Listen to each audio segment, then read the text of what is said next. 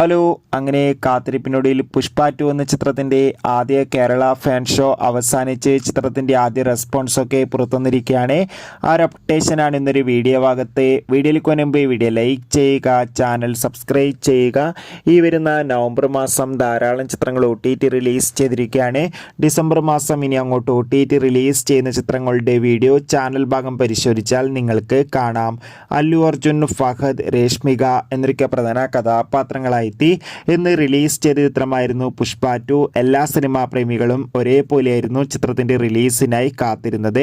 അങ്ങനെ കാത്തിരിപ്പിനോടിൽ ഇപ്പോൾ ചിത്രത്തിൻ്റെ ആദ്യ ഷോ കേരളത്തിലെ വിവിധ തിയേറ്ററുകളിൽ അവസാനിക്കുമ്പോൾ ചിത്രത്തിന് മികച്ചൊരു പോസിറ്റീവ് റെസ്പോൺസാണ് ലഭിച്ചിട്ടുള്ളത്. ചിത്രം മികച്ചൊരു ആക്ഷൻ എൻ്റർടൈൻമെൻ്റ് ആണെന്നും ചിത്രത്തിൽ അല്ലു അർജുൻ്റെ മികച്ച അഭിനയം തന്നെ കാണാൻ വേണ്ടി സാധിക്കുന്നുണ്ടെന്ന് റിപ്പോർട്ടുകൾ സൂചിപ്പിക്കുകയാണ്.